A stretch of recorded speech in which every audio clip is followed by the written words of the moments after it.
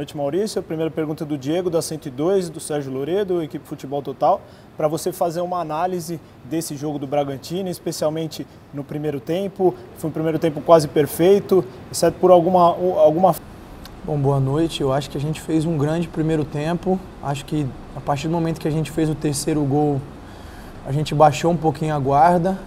É natural, mas não pode acontecer, ainda mais como uma equipe como a equipe do Palmeiras, que é capaz de ser muito eficiente nas oportunidades que tem. Então a gente conversou isso no intervalo, tentou voltar com uma outra postura no segundo tempo. Eu acho que a gente acabou levando o segundo gol, e aí mérito da equipe que soube ter equilíbrio, soube buscar o quarto gol que definiu a partida. Eu acho que a gente fez um grande jogo contra um grande adversário. Estou muito satisfeito com o rendimento da equipe. E a atuação do Arthur? Acho que o Arthur fez um grande jogo, mais um grande jogo, né? Acho que não só ele, eu acho que vale também destacar, além do grupo como um todo, acho que o Jadson e o Ramires fizeram uma partida fenomenal, marcando, jogando, chegando à frente, ajudando a equipe. Eu acho que a equipe toda está de parabéns. Pergunta do Rodrigo, do Correio de Atibaia.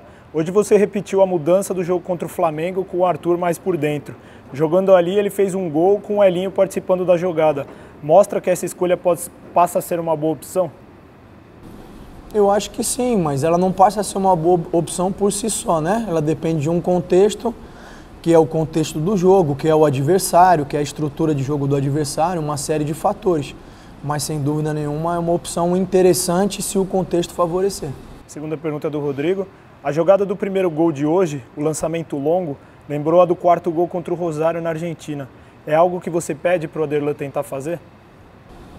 Sim, não só para o Aderlan, a equipe como um todo. Quando o adversário adianta as suas linhas e oferece espaço nas costas, a gente tem que saber interpretar onde esse espaço está e onde ele é mais perigoso, né?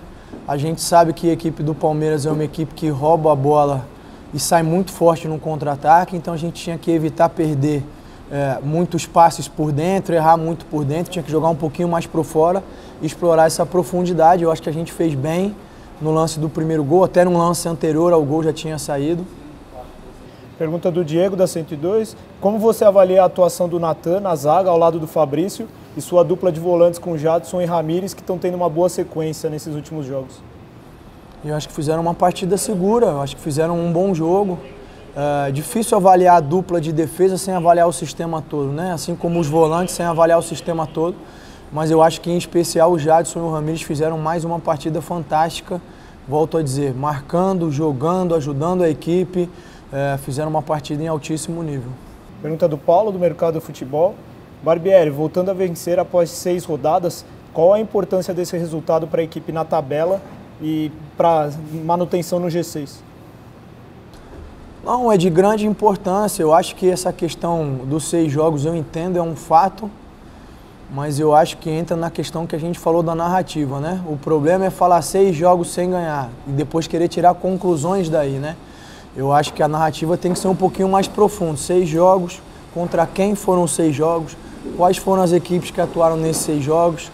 Então, quer dizer, nesses 6 jogos aí que a gente não tinha sem vencer, a gente tinha enfrentado Atlético Mineiro, Corinthians, Flamengo e não tinha perdido para nenhuma dessas equipes, né?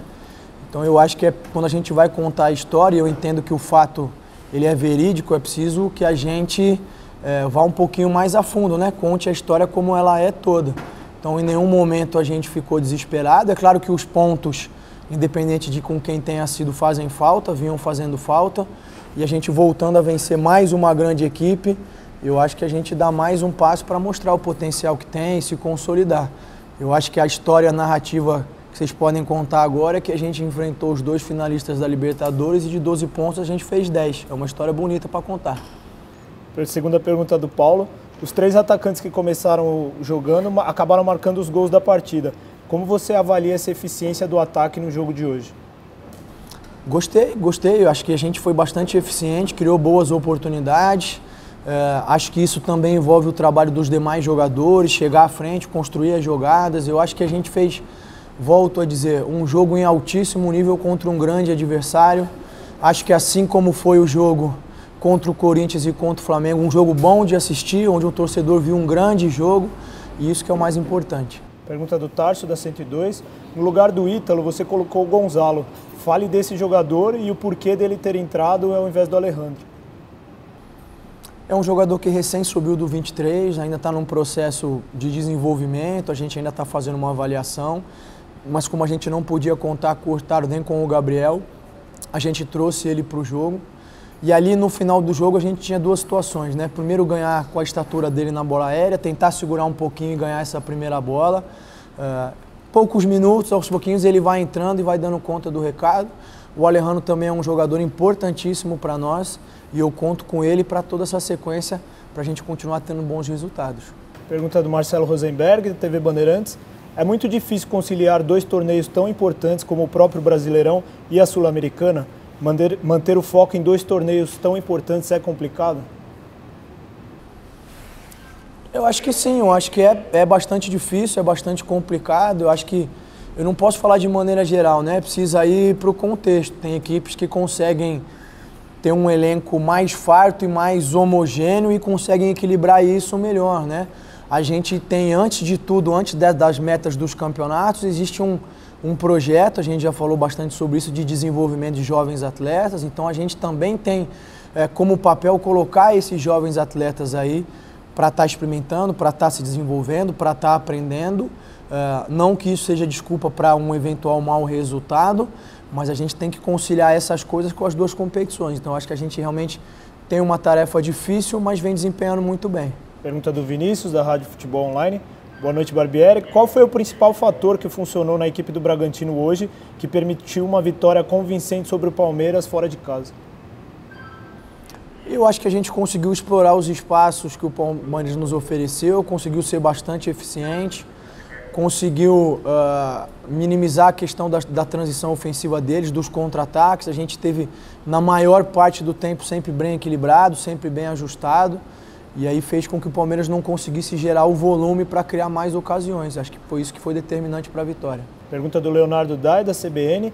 Quando o Palmeiras descontou para 3-2, você tinha a opção de tentar tirar a velocidade do jogo e se defender ou tentar acelerar o jogo para explorar as transições.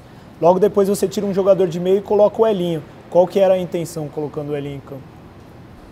Era essa, de entender que eles vinham para cima e que não adiantava ficar só se defendendo. Se a gente recuasse demais, a gente ia dar a eles o espaço e o campo que eles queriam para gerar volumes, fosse com cruzamento, fosse com bate de fora da área. A gente precisava criar alguma situação em que nós pudéssemos também explorar os espaços que iam aparecer. E eu acho que a gente fez isso bem, não só no gol do Arthur, mas em algumas outras oportunidades que a gente rondou ali a área, conseguiu finalizar. Volto a dizer, eu acho que foi um grande jogo de futebol. Pergunta do Felipe Granado, do Bragança em Pauta. A postura do time hoje contra o Palmeiras, terceiro colocado no Allianz Parque, foi impecável. Quais aspectos positivos você destaca para serem mantidos nos próximos jogos no Brasileiro? Eu acho que a gente teve uma postura muito próxima do que foi nos últimos jogos. Eu acho que o diferencial foi a maturidade que a gente teve, principalmente porque a gente abriu uma vantagem ampla, deixou o adversário encostar, e um adversário perigoso, jogando em casa, com o apoio da sua torcida, ou seja, uma atmosfera que acabou ficando complicada para nós. E nós soubemos ter equilíbrio para segurar essa pressão e para buscar outras oportunidades para fazer os gols. Acho que esse foi o principal diferencial em relação aos últimos jogos. Pergunta do Gabriel, da Alfamix. O time terminou com 4 zagueiros para segurar o resultado. Faltou um pouco disso nos jogos em que pontos preciosos escaparam com gols no fim? Não, porque já teve jogos em que a gente colocou 3 zagueiros e a avaliação ela é sempre em função do resultado, né?